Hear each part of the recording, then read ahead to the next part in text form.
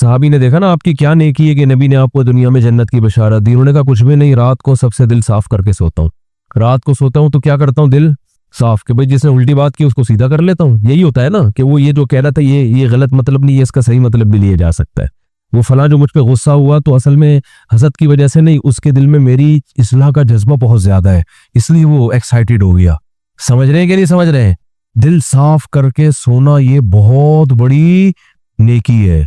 तो वो कितना जबरदस्त लफ्ज तबलीग वाले बोलते हैं, पॉजिटिव कोशिश करते हैं ना। आप सोचो कि भाई बड़े का अदब इसलिए किया जाए कि उसकी नेकियां आपसे ज्यादा है, उसकी जिंदगी ज्यादा है, तो उसको ज्यादा नेकियों का टाइम मिला है, तो गालिब यही है कि नेकियां उसने आपसे ज्यादा की होंगी। छोटे पे शफकत ये सोच के की जाए कि उसके गुनाह आपसे कम है। क्या हटो बच्चों मिसाल है या नहीं भाई? वो हम पता क्या कह रहे होते हैं, ये छोटा है इसको क्या पता, मेरी नमाजें भी इससे ज्यादा, मेरी ज़कातें भी इससे ज्यादा। ये तो भी बच्चा है कल का, अभी तो इसने कोई कुर्बानी दी नहीं है, मैंने माँ बाप की खिदमत भी इससे ज्यादा की। और बड़े के बारे में सोचते हैं कि जो बदमाशियां मैं कर रहा हूं वो इसने मुझसे ज्यादा ही की होंगी, ठीक है ना। जो बुराई मुझ में है, इसकी उम्र 10 साल बढ़ी है तो 10 साल इसके गुनाह मुझसे ज्यादा है। तो अकल के लिहाज से तो बात ठीक है, लेकिन जब ये ठीक है तो वो भी तो ठीक है ना कि नेकियां ज्यादा की होंगी इसने। तो इस्लाम कहता है कि दूसरों के मामलात में आपने क्या सोचना है, पॉजिटिव, उसकी नेकियों की तरफ तवज्जो और अपनी खामियों की तरफ तवज्जो, कि मेरी बुराइयां इसकी बुराइयों से ज्यादा है और उसकी नेकियां मेरी नेकियों से ज्यादा है। इसका पता है फायदा क्या होता है, इंसान टेंशन लेस हो जाता है, वरना चिढ़ता रहता है बिला वजह ना। आधे मसले तो इसी वजह से पैदा हो रहे हैं, लोगों से नफरत की वजह से। ये इतना बुरा, ये इतना बुरा, ये ऐसा क्यों, ये वैसा क्यों, उसी से टेंशन में आ रहा होता है। तो अपने आप को इतना नेक समझने की जरूरत है ही नहीं। कहते हैं कि इज्जत ऐसी चीज है जिसके हुसूल की कोशिश जिसने की है ना उसको नहीं मिली कभी भी, जिसने कोशिश नहीं की उसको बहुत मिल जाती है। तो एक तरीका तो ये बताया गया कि सोचो क्या, पॉजिटिव। दूसरा तरीका बताया कि अपने से कमतर को देखो, कि जो आपको पैसे नहीं है आपके पास, तो उन लोगों को देखो जिनके पास इतने भी नहीं है। एक साहब का फोन आया, 5 साल से बेरोजगार हूं, घर में भी सलावाते हैं, बाहर भी सलावाते हैं, टेंशन में। मैंने कहा भाईजान घर तो है ना, चलो सलावाते सुनने को मिल रही है, लेकिन घर वालों ने निकाला तो नहीं ना, छत तो है ना।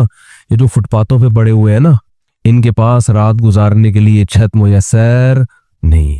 मैंने कहा घर में नाश्ता भी मिल रहा है, दोपहर खाना भी मिल रहा है, सलावातें सुनाने के बाद मिल रहा है, लेकिन मिल रहा है ना ठीक है। और सलावातें बाप दादा की तरफ से मिल रही है ना, कोई ये थोड़ी कि पड़ोसी सुना रहे हैं, वो तो अपने लोग हैं। तो इसलिए मैं लोगों से 2 बातें लाजमी कहता हूं कि अस्पतालों में बीमारों को जाके देखा करो, जो खतरनाक बीमार पड़े हुए हैं ना, कोई फालिज में नजर आएगा, कोई डायलिसिस पे होगा, कोई क्या अजीब अजीब आपको बीमार नजर आएंगे। दूसरा, ईदी सेंटर के मुर्दा खाने चक्कर लगा लो आज इसलिए कह रहा हूं कि फिर अगले हफ्ते तक भूल जाओगे। यहां से जब बयान के लिए जाओ ना, बयान से फारिग होके तो ईदी सेंटर के मुर्दा खाने को जरा टच करते हुए कब्रिस्तान में तो असल में इसलिए इबरत नहीं हो रही, वो मुर्दा तो नीचे चला गया ना, नजर तो आ नहीं रहा वो। जब आप ईदी सेंटर के मुर्दा खानों में जाओगे तो बड़े बड़े फंटर आपको बर्फ की सिलों पे लेटे हुए नजर आएंगे। बड़ी उम्मीदें थी, हम ये करेंगे, हम यूं करेंगे, ऐसा करेंगे। फिलहाल बहरिया टाउन में 3 प्लॉट तो ले लिए, एक और हो जाए, तारिक रोड की 2-4 दुकानें भी हो जाए, जरा आबाद इलाका है, और दूसरी शादी भी हो जाए। मुफ्ती साहब के बहुत सारे हमने बयान सुन लिए, और फिर एक सर दबाएगी, दूसरी पांव दबाएगी, ठीक है ना। एक साहब मुझे कहने लगे मैं दूसरी शादी का सोच रहा हूँ क्योंकि मेरे घर में बेगम जो है ना वो कामकाज करती है, मेरी खिदमत तो कपड़े उपड़े इस्त्री नहीं होते, तो एक और आ जाएगी तो उसका काम क्या हो जाएगा, हल्का हो जाएगा, वो इस्त्री कर देगी ये घर के। मैंने कहा मेरा ख्याल है कोई मरीख से आया हुआ आदमी है भाई तू, क्योंकि जमीन में लोग इस तरह की बातें, नॉर्मल आदमी इस तरह की बातें नहीं करता, वो मरीख से आया हुआ होगा कहीं से, इसको पता ही नहीं जमीन में। मैंने कहा तू करके तो देख। कह रहे एक रोटी पकाएगी, दूसरी सालन पकाएगी। मैंने कहा एक रोटी से, जिस बेलन से रोटी पकाती है ना, एक उस बेलन से तेरा सर धुनेगी, और दूसरी जिस चमचे से खाना पकाती है उस चमचे से वो चमचा तेरे सर पे चलाएगी। तो आप कहते हो या तो कभी तरगीब देते हो कभी डराते हो, तो मैं तरगीब देता हूँ मगर इस नीयत से नहीं कि एक पाँव दबाएगी तो एक खाना पकाए, ये नहीं होगा। हो सकता है दोनों को होटल से खिलाना पड़े लाके, कि तुम चुप करके बैठ जाओ, लड़ो नहीं, खुदा का वास्ता, खाना मैं पकाऊंगा। तो ये सब चीजें ये सोच के करने का कहता हूं मैं। तो खैर, तो दो दो चीजें और भी बहुत सारी चीजें इसमें। बुनियादी चीज क्या है, बीमारों को देखो, माजूरों को देखो। मैं एक वाकया सुनाया मैंने पिछले हफ्ते, पता नहीं याद नहीं मुझे सुनाया या नहीं सुनाया।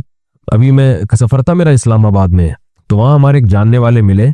उन्होंने वहां इस्लामाबाद में एक बहुत बड़े ताजिर हैं, बहुत बहुत बड़े ताजिर हैं, करोड़ों रुपए का बिजनेस है उनका। उनका वाकया सुनाया कि जवानी में उस आदमी की आंखों की बिनाई चली गई, कोई बीमारी हुई है, बस एकदम बिनाई चली। हो जाता है बाज दफा कोई ऐसा अटैक हो जाता है, वो बेचारा इलाज करा करा के थक गया, उसकी बिनाई वापस नहीं आई। तो उन्होंने बताया कि वो एक दिन नीचे ना इस्लामाबाद में वो बंगला है उसका जहां वो रहता है, नीचे एक शकरकंदी बेचने वाले नहीं होते, कंधे पे रुमाल है, शकरकंदी बेच रहे, शकरकंदी नहीं सॉरी, ये जो भुट्टा बेच रहे होते हैं ना, दाने, मकई के दाने, मकई के दाने बेच रहा था। कह रहे उसने अपने दोस्त से कहा इस मकई के जो दाने बेच रहे हैं ना, आवाज आई ना उसकी, तो इसको जाके बोलो कि ये जब इन इस्लामाबाद के बंगलों में घूमता होगा, एहसास कमतरी का शिकार होता होगा कि यार मेरी एक रेडी मकई के दाने, और मैं क्या कितनी एक उस पे एक 5 रुपए बचा लेता होगा ज्यादा से ज्यादा, है भाई। तो मैं गरीब आदमी हूं और ये कितने बड़े बड़े लोग हैं जिनके बड़े खूबसूरत बंगले, और मैं ऐसा गरीब। तो इसने जिसकी आंखों की बिनाई चली गई ना, इसने कहा अपने दोस्त से कि इसको जाके बताओ कि तू अपनी आंखें मुझे दे दे और मेरा बंगला ले ले, और ये भुट्टे की रेडी किसको पकड़ा दे, मुझे पकड़ा दे, मैं इस पे राजी हूं। यानी अगर ये कुदरत में मुमकिन है, बहुत मुश्किल है बात समझाना। यानी उसको बताया कि इसको सबक दिलाओ कि एहसास कमतरी का शिकार होने की तुझे जरूरत नहीं है, तू मुझसे ज्यादा मालदार है, मैं अपनी पूरी दौलत बेचने के लिए तैयार हूं अगर मुझे कहीं से बीनाई मेरी वापस लौट आए। यानी अगर कुदरत मुझे ये ऑप्शन दे कि भाई तू इस मकई बेचने वाले की जगह रेडी में सदाएं लगा रहा है, धोती पहन के और फटे पुराने कपड़े पहन के घूम रहा है, हम तुझे इसकी जगह ले आते हैं लेकिन आंखें मिल जाएंगी, और इसको बंगले में लाके बिठा देते हैं लेकिन आंखें इससे छीन लेंगे। तो सेठ ने कहा कि इसको बोलो कि मैं इस पे राजी हूं, लेकिन तू इस पे राजी नहीं होगा, तो इसलिए अल्लाह ने तुझे मुझसे ज्यादा नेमतें दी है। तो भाई शुक्र करना सीखो अल्लाह के बंदो, आज नाशुक्री बहुत हो रही है। हमारे हजरत मुफ्ती रशीद अहमद साहब रहिमहुल्लाह ताला, बहुत दफा ये वाकया सुना है, बस मुख्तसर बताऊंगा। 60 साल की उम्र तक इंतहाई गुर्बत में वक्त गुजारा उन्होंने, इंतहाई गुर्बत, और दारुल उलूम कोरंगी के शेखुल हदीस थे, जो सबसे बड़ा ओहदा होता है। ये जो लोग आज मौलवियों को सुबह शाम बुरा भला कहते हैं ना, इन अकाबिर ने, इन मौलवियों ने इस तरह पेट काट के दीन को बचाया है, समझ रहे हो, पेट काट काट के। इतने बड़े बड़े ओहदों पे भी तनख्वाहें नहीं है, ऐसे पेट काट के दीन को बचाया है। तो हजरत फरमाते हैं कि हमारे पास सुबह नाश्ते में अंडा खरीदने के पैसे नहीं होते, तो रोजाना दाल। एक दिन एक मेहमान ने कहा कि आपके जब भी आओ दाल ही पकी हुई होती है। हजरत फरमाते हमने तो कभी सोचा भी नहीं था रोजाना दाल खाते हैं। उसने कहा कि रोज दाल पकी हुई होती है। तो हजरत ने फरमाया, मैंने कहा हलाल इतना ही मिलता है। हलाल क्या है? इतना ही मिलता है। तो हजरत फरमाते हैं उसके बताने से हमें ख्याल आया कि वाकई हम इतने दिनों से दाल खा रहे हैं। आप कह सकते हैं वो गरीब घर में पैदा हुए होंगे, ऐसा नहीं है। हमारे हजरत इंडिया का जो पंजाब है ना, लुधियाना, उसके जो चौधरी घराना होता है ना, बड़े वडेरे, उन घरों में पैदा हुए थे। वालिद साहब ठीक ठाक मालदार थे, गांव के जो होते हैं ना बड़े वडेरे। मदरसे में आने के बाद क्या हो गए, क्योंकि मदरसे में तो कोई सोर्स ऑफ इनकम ही नहीं, इतनी छोटी छोटी तनख्वाहें मदरसे। अब तो फिर भी थोड़ी सी बेहतर हुई है, वरना अभी भी मदरसे के टीचरों की तनख्वाहें बेचारों की ऐसे ही होती है। इसलिए मदरसे के उलमा के साथ ताउन किया करें। समझ रहे हो कि नहीं समझ रहे? लोग देखते हैं बाज उलमा को बड़े लैंड क्रूजर, ये वो, उनको देख के लोगों को धोखा आता है, वो समझते हैं सारे ऐसे ही होते होंगे। जरूरी थोड़ी सारे, वो तो बेचारे चंदे को अल्लाह माल दे देता है, बेचारे ज्यादातर तो गरीब ही होते हैं और मांगते नहीं किसी से। तो ये आवाम की जिम्मेदारी है कि वो उनके साथ ताउन करे ताकि वो दीन के काम दिल जमी के साथ कर सके, लेकिन वो मांगते नहीं किसी से। और जो मांग रहे होते हैं वो सही, वो आलिम जो भीख मांग रहे होते हैं ना लोगों से, कभी उससे वो फिर वो आलिम नहीं होगा, उसकी तहकीक करो। तो हमारे दीनी मदारिस में बहुत से उलमा है बेचारे दिन रात तदरीस में लगे हुए हैं, कभी किसी के सामने अपनी हाजत पेश नहीं करते। तो हमारे फरमाते हैं कि इन हालात में जब मेरे पास अंडा खरीदने के पैसे नहीं होते थे और मैं साल में एक मर्तबा अपने शेख की जियारत के लिए लाहौर जाया करता था, तो वो जो साल में एक मर्तबा उनकी खिदमत में जाते थे तो हर महीने तनख्वाह से थोड़े थोड़े पैसे बचा के साल में एक मर्तबा इस काबिल होते थे कि बस या ट्रेन का किराया जमा हो जाता था। लेकिन आप देखो अहलुल्लाह की सोहबत की अहमियत कितनी थी, क्योंकि अगर ये सोहबत ना मिलती ना तो फिर गुर्बत में ये तवक्कुल नहीं होता। तो अपने शेख से मिलने के लिए जाया करते। हमारे यहाँ बुजुर्ग होते हैं, इसलिए हम बुजुर्गों की ज़ियारत के भी कायल हैं। बाज़ लोगों के यहाँ बुजुर्ग का सेटअप ही नहीं है, बुजुर्गी का सिस्टम ही खत्म हो गया उनके यहाँ। तो जिनके यहाँ होता है उनके यहाँ ये सारे सेटअप होते हैं, ठीक है ना, कि वो अपने बुजुर्गों की ज़ियारत भी करते हैं। बाद लोगों ने हर बुजुर्ग में इतने कीड़े निकाल लिए कि माशरे से बुजुर्गों को ही क्या कर दिया है, बुजुर्ग ही माशरे से शार्ट हो गए। ऐसा नहीं होता, हर दौर में बुजुर्ग होलसेल के हिसाब से रहेंगे। तो खैर, तो हजरत फरमाया करते थे इस कंडीशन में मैं अपने आप को दुनिया का सबसे बड़ा सेठ समझता था। फरमाते हैं कि मैं ये हालात बयान करते हुए भी डर लग रहा है कि नाशुक्री ना हो जाए। फिर अल्लाह ने 60 साल की उम्र के बाद हजरत को बहुत पैसा दिया, फिर स्टाइल ही चेंज हो गया था हजरत का। भाई जब अल्लाह ने गरीब रखा है तो गरीबों की तरह, जब पैसा आया तो फिर वो हदीस इन्नल्लाह युहिब्बु अन युरा असरु निअमतिही अला अब्दिही, अल्लाह चाहते हैं कि जब अल्लाह ने किसी को नेमत दी हो। सही बुखारी की हदीस है कि एक सहाबी को देखा परागंदा हाल, पूछा क्या तुम्हारे पास पैसा नहीं है? फरमाया हाँ। तो फरमाया कि नजर क्यों नहीं आ रहा? तो अमीर आदमी की सवारी, अमीर आदमी का घर, अमीर आदमी का लिबास और अमीर आदमी की खुराक, इन 4 चीजों से पैसा झलकना चाहिए। समझते हो कि नहीं समझते? अगर आपको अल्लाह ने खूब पैसा दिया है और होंडा 50 रखी हुई है आपने और उस पर गैस लगवाई हुई है, तो ये नेमत की नाकदरी है, ये सादगी नहीं है। अगर आपको पास ठीक ठाक पैसा है और आप लुंडे की पैंटे पहन के घूम रहे हो, तो ये नेमत की नाशुक्र। खाने के लिए आपके पास ठीक ठाक पैसा है और आप अंडे वाला बर्गर तलाश करते हो, या तो पसंद ही अंडे वाला हो तो एक अलग बात है, पैसा हो फिर भी अंडे वाला बर्गर खा रहे हो, तो ये कनात नहीं है, ये सादगी नहीं है, ये कंजूसी है, कंजूसी। इट इज कॉल्ड कंजूसी। अगर आपके पास पैसा है और आप बेगम को भी हर वक्त कैलकुलेशन करके ना उसको हिसाब लेते रहते हो कि कितने अंडे खाए आज तूने। बाज लोग ऐसे भी हैं कमबख्त, बिल्कुल ही पागलों की तरह जिंदगी एक अजाब बन डाला हुआ है बच्चों को अपने। एक खातून ने बताया कि मेरी सास निगरानी कर रही है, 2 रोटी के बाद तीसरी का हिसाब होता है, 2 के बाद तीसरी पकना क्या है, मना है। अगर गुर्बत है तो भाई फिर तो अल्लाह का बस यही फिर नेमत है अल्लाह की, ये शुक्र करो मिल तो रहा है। लेकिन पैसा दिया है तो हदीस में आता है अल्लाह ये चाहते हैं कि वो नेमत के असरात, बोलो भाई, नजर आए। हाँ, फखर ना हो, गरीबों को नीचा दिखाने के लिए नहीं कि वहां जाके कॉलर ऊंचर करके दिखा रहे हैं मेरी घड़ी देखो, मेरी भी घड़ी है, ठीक है ना, मेरा लिबास और मेरे पैसे, ये नीच दिखाने के लिए तो ये तो हराम हो जाएगा, फखर के लिए हराम है।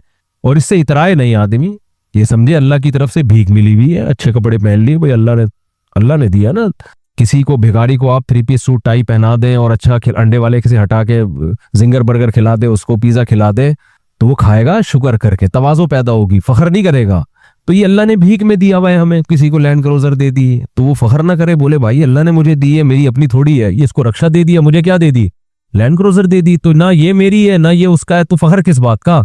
तो बस नेमत को एंजॉय तो करो, गरीबों को कमतर ना समझे। क्यों ना समझे? हो सकता है भाई आखिरत में ये लैंड क्रूजर में हो और आपको रक्षा भी मुयसर ना हो, उल्टा मामला ना हो रहा हो, तो मरते ही सब खत्म, तो आखिरत है असल। तो हमारे हजरत क्या करते थे, गुर्बत में, इंतहाई गुर्बत में, हजरत फरमाते हैं मैं ये नहीं समझता था कि मुझे सब्र का सवाब हासिल करना है, ना ना ना, फरमाए तो बड़ा खतरनाक हो जाएगा। जब कोई टेंशन में होता है तो हम कहते हैं सब्र करो सवाब मिलेगा, ऐसा ही होता है ना।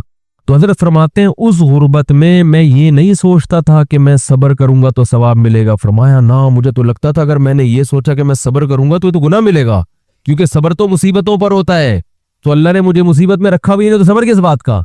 तो फरमाते थे मैं ये सोचता था कि मेरे अल्लाह का इतना फजल, वो मेरा 2 वक्त रोटी मुझे दे देता है, 2 वक्त की रोटी मुझे, बोलो भाई, मिल जाती। फरमाते मेरा घर भी जरा गरीब इलाके में था, दूर थोड़ा लोगों से, तो फरमाते मैं सोचता था बादशाह हमेशा पब्लिक से जरा हट के रहते हैं, स्टाइल है हमारा, पब्लिक में नहीं रहेंगे, थोड़ा सा हट के, मिजाज शाहाना है ना। लेकिन उस हालत में भी ऐसा शाहाना मिजाज ऐसे रहते थे, लोग आके कर्जा मांगा करते थे हजरत, वो समझते थे बहुत बड़ा स्टेट है कोई। और हजरत को ग्रीनरी का शौक था, पौधे लगाने का शौक था, तो पौधे लगाने के बाद ना पानी देने के लिए वो नहीं, खरीदने के पैसे नहीं थे, वो नहीं पौधों को पानी देते, वो क्या होता है, फवारा होता है ना, कहते हैं हमने फिर जुगाड़ करके एक कीले ठोक ठोक के एक अपना घर में फुहारा बनाया हुआ था ठीक है ना। तो फिर जब अल्लाह ने पैसा दिया तो फिर हटो बच्चों। फिर ये नहीं कि देखो कंजूस, there are two types of कंजूस। ये देयर आर टू टाइप बहुत जगहों पे मेरे बयान में आजकल आ रहा है, इससे याद रह जाता है। इंग्लिश में कंजूस को क्या कहते हैं? माइजर। उर्दू में क्या कहते हैं? कंजूस। और कोई लफ्ज नहीं है। अरबी चूंकि बलीग जबान है ना, तो अरबी में there are two types of कंजूसेस। कंजूस लोगों की कितनी टाइप्स हैं? 2। एक को बखील कहा जाता है और एक को शही। शीन हलवे वाली है, फिर हलवे वाली है। ये आसानी से समझ में आती है, हलवे वाली है आसानी से समझ में आ जाती है ना। हाँ बोलता तो समझ में नहीं आ रहा होता। इसको कहते हैं शही। बखील कहते हैं अपनी दौलत पे सांप बन के बैठ गया, लोगों पे बिल्कुल भी खर्च नहीं करता, बखुदी में लगा रहता है। कंजूस शही यानी शुह कहते हैं कमबख्त, अपने ऊपर भी खर्च ना कर रहा हो। है भाई, एक तो होता है ना पब्लिक के लिए सखी नहीं है, सारा बचा बचा के खुद ही खाता रहता है। जैसे वो एक कंजूस बाप था। ये किस्से जो पहले से बयान सुन रहे हैं उन्होंने बहुत दफा सुन लिए होंगे, नए नए लोग आते हैं तो सुनाने में कोई हर्ज नहीं है। अरब में ना बाप दादा की शायरी पे फख्र का रिवाज बहुत ज्यादा था। बाप दादा की शायरी पे फख्र के मेरे अब्बा ऐसे, वो कहते मेरे अब्बा ऐसे। तो एक शायर ने अपने बाप की सखावत शायरी में बयान की और मुकाबला जीत गया कि मेरे अब्बा ऐसे सखी, मेरे अब्बा ऐसे सखी, कभी दस्तरखान नहीं लपेटा गया उनका, और देग हमेशा चूल्हों पे जलती रहती थी, और लोगों का तांता। ऐसी शायरी की है कि मुकाबला जीत गया भाई। एक दिन एक बंदा उसके घर में मिलने के लिए आया, तो देखा कि उसका जो अब्बा है ना, जिसकी सखावत बयान करके ये मुकाबला जीता था, उस अब्बा को देखा कि बकरी के थन से मुंह लगा के दूध पी रहे हैं। ठीक, इसने बोला यार ये आपके अब्बा क्या कर रहे हैं?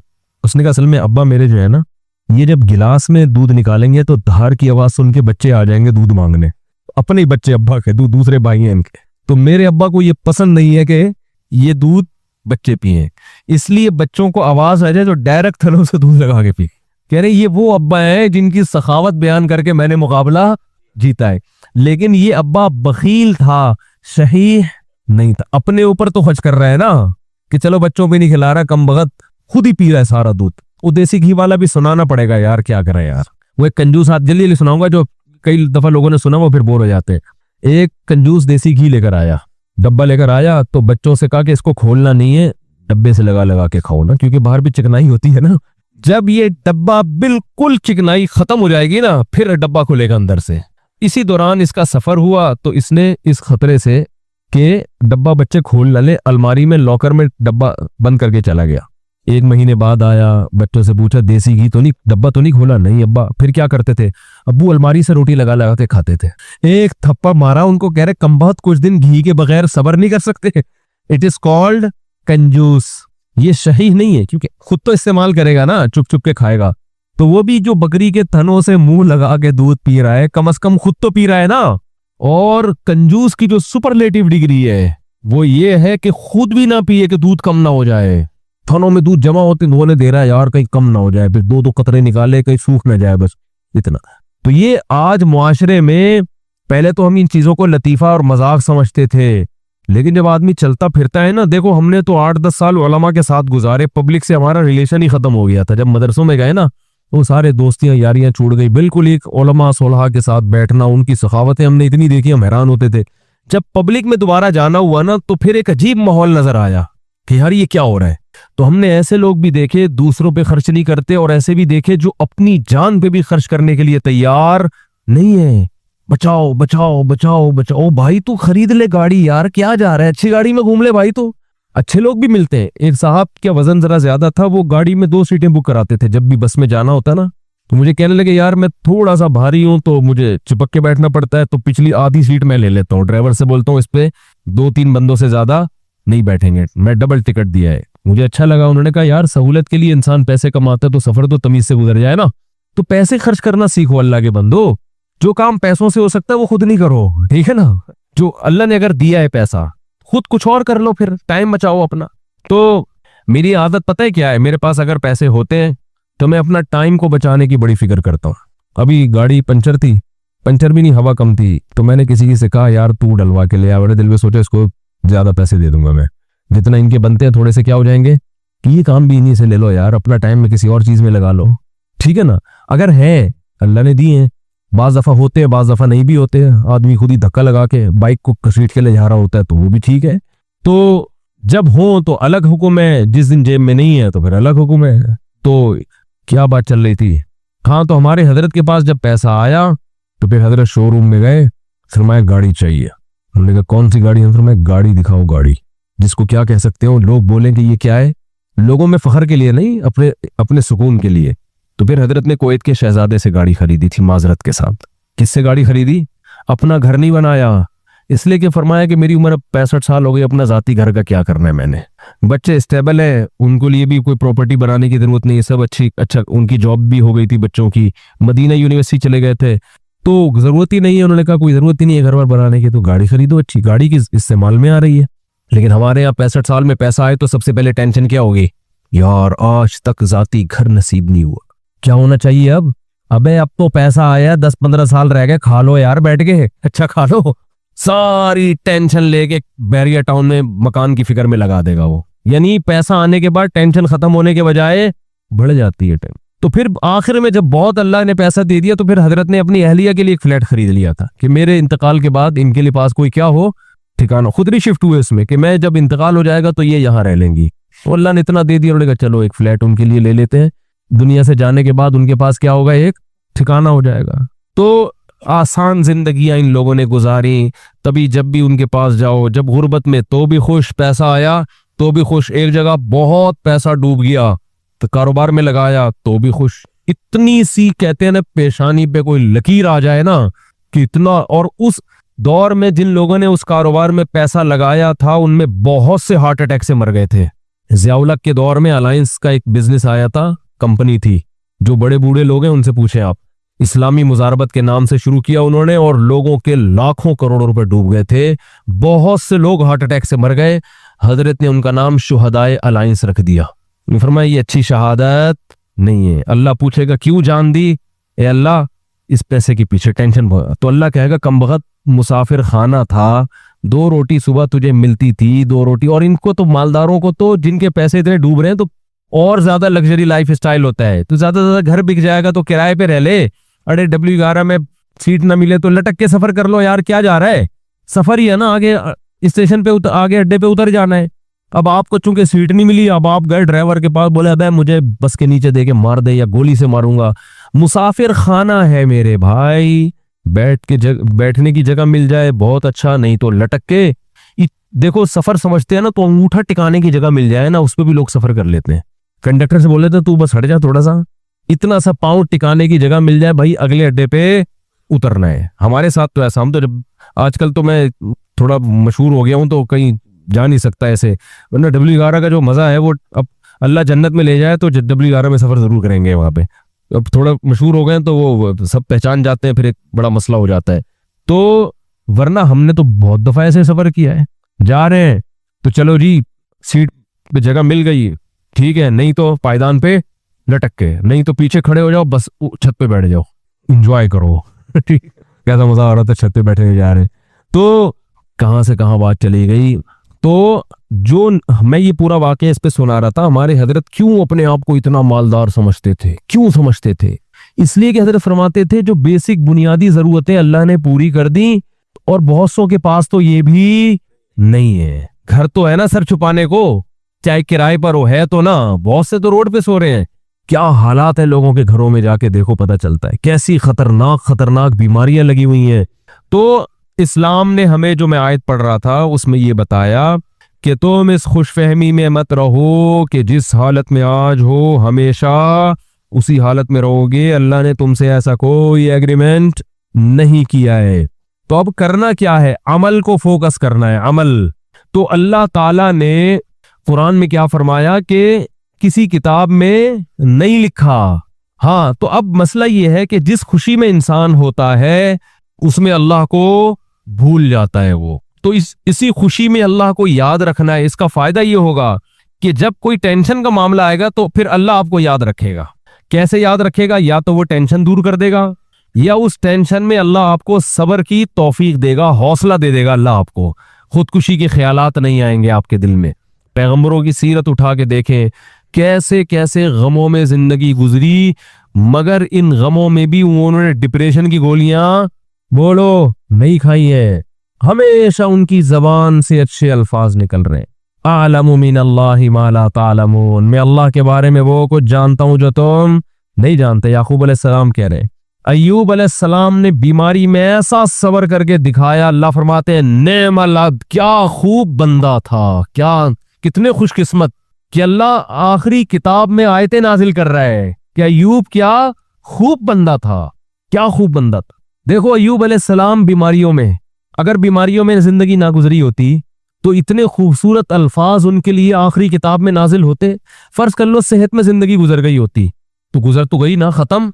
अब बीमारी में गुजरी हो या सेहत में, जो चीज जो पास्ट बन गया वो अच्छा हो बुरा हो, अब इससे इंसान को कोई सरोकार नहीं होता। जो गुजर गई खत्म। तो सेहत में जिंदगी गुजरती इतना इनाम ना मिलता। अल्लाह फरमाते हैं नेमल अब्द, क्या खूब बंदा था। और अल्लाह ने अय्यूब अलैहिस्सलाम की ज़ौजा की भी तारीफ की बहुत ज्यादा। अय्यूब अलैहिस्सलाम जब बहुत शदीद बीमार थे ना, तो आमतौर पर क्या होता है, बेगम साहबा खिदमत करती है, मेरे मियाँ क्या हो गए, बीमार हो गए, कोई बात नहीं, एक दिन खिदमत, 2 दिन खिदमत, उसके बाद कहेगी भाई जान छुड़ाओ, ये मेरी क्या हो गई है, बोलो ना, शादी हो गई है। आजकल मार्केट में जो मेरा बयान खवातीन सुन रही हैं उनके अलावा की बात कर रहा हूँ, उनके साथ यही मसला हो रहा है कि मियाँ बेरोजगार हो गया, बीमार हो गया, तो अब भाई जब शरीक हयात का मतलब क्या होता है, जिंदगी भर आपके साथ शरीक। निकाह में और जिना में तो यही फर्क है ना बुनियादी। शरीक हयात का मतलब ये है कि आप खुशी और गम में आपके साथ, आप भी उसके साथ। देखो शादी से पहले कोई फॉल्ट सामने आ गया, नहीं करो शादी, आपको इख्तियार है। जो फॉल्ट शादी के बाद पैदा हो रहा है वो तो फिर आपकी किस्मत है ना। अरे औरत की शादी हुई मियाँ से, अगले दिन एक्सीडेंट हुआ, लंगड़ा हो गया, तो हो गया, वो किस्मत है, बर्दाश्त करो, क्या कह रहे हैं, ठीक है ना। यार समझ में नहीं आ रही बात। देखो एक आदमी ने निकाह का पैगाम भेजा, पहले से पाँव से माजूर था, तो औरत लड़की वालों ने स्पेस पे रिजेक्ट कर दिया। उनका हक है, कर सकते हैं, लेकिन बिल्कुल सही फिटफाट रुखसती भी हो गई। अगले दिन खुशी में बाइक मीलियां लगाता हुआ जा रहा है कि मेरी शादी हो गई और रुखसती भी हो गई। हो सकता है गिरे, टांग की हड्डी टूट गई। अब ये थोड़ी कि औरत खुला लेके भाग गया कि मेरी तो लंगड़े से शादी हुई है, शादी हो के लंगड़ा हुआ है लंगड़े से शादी नहीं हुई। सर आपकी शादी हुई, पहले से पता चला बेगम के साथ ये मसाइल है, ना करो शादी भैया, आप किसने कहा। सही थी, निकाह के बाद बीमारी हो गई, ठीक है ना, कोई मसला खड़ा हो गया, तो अब इज्जतदार आदमी इस बेस पे डिवोर्स नहीं देता, बल्कि दुआएं कराता है, मौलवी साहब मेरी ज़ौजा के लिए दुआ करें, अल्लाह सेहत अता फरमाए, औलाद नहीं हो रही, दुआ करें अल्लाह सेहत अता फरमाए, ठीक है ना। जबान में लुकनत पैदा हो गई है, दुआ करें अल्लाह। तो मैं तो उनको कहता हूँ अगर लुकनत पैदा हो गई है तो बड़ा फायदा है तुम्हारा, क्योंकि जितनी देर में वो बुरा भला कहेगी ना, उतनी देर में आप काम निपटा के आ जाओ सारे ठीक है। वो अभी स्टार्ट लेगी आपको समझाना, उतनी देर में आप क्या करो, जहन तैयार करके आ जाओ कि ये उल्टा सीधा बोलने वाली है, तो बर्दाश्त करना है। तो वो अच्छा, इस पे भी 1-2-3 चुटकुले, लेकिन वो ज्यादा हो जाएंगे। तो अब मसला ये है कि इज्जतदार आदमी क्या करेगा, उसको अपनी किस्मत समझ के बर्दाश्त। हाँ इख्तियारी फॉल्ट है तो एक अलग बात है ना, कुदरती फॉल्ट नहीं हुआ बल्कि अपने इख्तियार से कुछ गलत कर रही हो तो एक अलग बात है। भाई ये तो कुदरत की तरफ से उसकी टांग टूट गई, उसको लकवा हो गया, उसको फालिज हो गया, तो आज तक यही होता आ रहा है। हमने देखा है बीवी को फालिज हो गया तो मर्द अब उसको रख रहा है, भाई उसकी खिदमत कर रहा है, इलाज कर रहा है, लोगों से दुआ करवा रहा है, यार मेरी बेगम के लिए दुआ करो। ऐसे मौके पे इज्जतदार आदमी तलाक नहीं देता, वो कहता है भाई अब बर्दाश्त करो यार, मेरी किस्मत है। तो औरत भी बर्दाश्त करती थी पहले जमाने में, आदमी भी बर्दाश्त करता था, अब दोनों ने बर्दाश्त करना छोड़ दिया है। क्यों? दुनिया ही को असल बना लिया है। सारे मजे कहाँ उड़ाने हैं? दुनिया में। अब दुनिया को ही असल बना लिया है तो अब बस हर चीज क्या होनी चाहिए? परफेक्ट, एकदम मौके की रिपोर्ट होनी चाहिए हर मामले में। तो ये तो भाई गोरों का नजरिया है, ये मुसलमान का नहीं है। तो मैं अय्यूब अलैहिस्सलाम का बता रहा था कि वो शदीद बीमारी में, वो बीमारी क्या थी उसका तफसीर में कोई जिक्र नहीं मिलता ना हदीस में, बस कोई बहुत सख्त बीमारी थी जिसमें बहुत तवील अरसे मुब्तला रहे हैं। तो अल्लाह ने उनकी ज़ौजा की भी कभी ख्याल किया। उनकी ज़ौजा ने अपने मियाँ की कई साल खिदमत की है, कई साल खिदमत की है। तो अब क्या हुआ कि एक दिन खिदमत में थोड़ी सी कोताही हुई तो हजरत अय्यूब अलैहिस्सलाम को गुस्सा आ गया और उन्होंने कहा कि मैं अगर ठीक हो गया ना, मैं तुझे 100 डंडे मारूंगा सही है ना, क्योंकि बीमार आदमी चिड़चिड़ा हो जाता है ना, थोड़ा सा उसमें बर्दाश्त कम हो जाती है। अब बेचारी बीवी इतनी खिदमत कर रही है लेकिन थोड़ी सी कोताही हुई तो उनको गुस्सा आ गया। उन्होंने कहा कि अल्लाह की कसम में ठीक हो गया तो 100 डंडे मारूंगा। तो अल्लाह ने ठीक कर दिया, अब पैगंबर परेशान के इतनी नेक बीवी जिसने इतनी खिदमत की, वो कहे उसको 100 डंडे मारूंगा तो बोलेगे ठीक ना होते तो ही अच्छा था भाई। ठीक ना। तो कुरान के अल्फाज देखो, खुद बियदिका ज़िग़सन फज़रिब बिही वला तहनस। ए पैगंबर आप कसम भी नहीं तोड़ सकते, आप तो पैगंबर हैं, और बीवी इतनी नेक है, इसको मारने की इजाजत नहीं है, इसको आपने 100 डंडे नहीं मारने। अब कसम पूरी करने के लिए एक झाड़ू लें जिसमें 100 तिनके वो एक ही दफा लगा दें बस। वैसे तो एक यूं करके भी लगाना भी वो है, लेकिन जब बीवी को पता चलेगा अल्लाह ने मेरे लिए मेरे मियाँ को ये हीला बताया है, तो ये झाड़ू लगाना ये इज्जत दी जा रही है। ये किसकी तरफ से हीला बताया जा रहा है? बोलो भाई, अल्लाह की तरफ से। आज बहुत से लोग कहते हैं कुरान और इसमें हीले बिल्कुल भी नहीं है, मौलवी ने। भाई हीलों की भी 2 किस्में होती हैं, एक जायज हीले और एक नाजायज हीले। एक साहब टीवी में आ रहे थे रमजान में, वो कह रहे थे मौलवियों ने हीले वीले बहुत निकाले हुए, हर चीज के इधर से हीला उधर से हीला, और ये सब बनी इसराइल ने भी हीले करके मछलियां पकड़ी हैं। तो मैंने कहा यार, मैं इनके सामने बैठा होता तो मैं कहता आपको बनी इसराइल के हीले तो जहन में आ रहे हैं, जो अल्लाह ने खुद अय्यूब अलैहिस्सलाम को हीले बताए। इसलिए दीन फुकाहा से सीखो। ये जो नए नए फ्रंटर बन रहे हैं ना आजकल, इनसे दीन न सीखो। ये एक तरफ की दलील जानते, दूसरा इनको पता ही नहीं होता। सूद से बचने के हीले निकाले हुए, तो सूद से बचने के हीले तो ऐन मतलूब है, ऐसा हीला जिससे सूद से बच जाओ, ये तो शरीयत चाहती है। ये वो हीला थोड़ी है जो बनी इसराइल ने किया था मछलियां पकड़ने के लिए। तो हीले, देयर आर 2 टाइप्स ऑफ हीले, एक हीला जो हराम से बचाता है, एक हीला जो हराम में डालता है आपको। दोनों में फर्क है। सूद से बचने के लिए जो हीले किए जाते हैं वो सूद से बचने के लिए जाते हैं, क्योंकि सूद हराम है, तो सूद से बचने के लिए का मतलब हराम से बचने के लिए। और एक हीला वो होता है जो हराम में आपको मुब्तला कर देता है। तो बीवी को मारना कोई अच्छा काम तो नहीं है ना इस्लाम में। तो अल्लाह ने नेक बीवी को बचाने के लिए उनको हीला बता दिया कि भाई एक झाड़ू में 100 तिनके लो, एक ही दफा में लगा दो, तो गोया 100 कोड़े लग गए। तो कसम भी पूरी हो गई, बीवी बच गई। तो ये अल्लाह ने हजरत अय्यूब अलैहिस्सलाम की वाइफ को, उनकी जोजा को, उनकी अहलिया को इतना प्रोटोकॉल क्यों दिया कि कुरान में उनका तज़किरा भी कर दिया। ये शौहर की खिदमत की वजह से, शौहर के साथ वफा की वजह से। याद रखो, आज औरतें अपने शौहर की तरफ से जिन आजमाइशों में हैं, जो कुदरती आजमाइशें, जो कुदरत की तरफ, बेरोजगारी अल्लाह की तरफ से हो जाती है ना भाई। मियाँ का रोजगार छूट गया, ये तो अल्लाह है जिसको चाहता है रिस्क कुशादा देता है, जिसकी चाहता है रोजी बंद कर देता है। वो बेचारा अपनी तरफ से मेहनत कर रहे हैं, लेकिन बेरोजगार हो गया, नई कारोबार हरकत में आ रहा, तो ये अल्लाह की तरफ से है। खुद से नालायक हो तो एक अलग बात है। अल्लाह की तरफ से जो आजमाइशें मियाँ पे आए, तो औरत को चाहिए उन आजमाइशों में उसका साथ दे, उसे जहनी टॉर्चर न करे। क्योंकि बेरोजगारी की बीमारी इतनी, बेरोजगारी का ऐब इतना बड़ा नहीं है जितना उस बीमारी का ऐब है जिसमें अय्यूब अलैहिस्सलाम मुब्तला हुए थे। क्योंकि इसमें तो कमाना मुमकिन ही नहीं था, और ऊपर से खिदमत भी। समझा पा रहा हूं अपनी बात के नहीं समझा पा रहा? उसमें खिदमत भी, तो वफा करनी चाहिए, वफा। और ये जब तक आखिरत सामने नहीं होगी, इनमें से कोई भी काम नहीं हो सकता।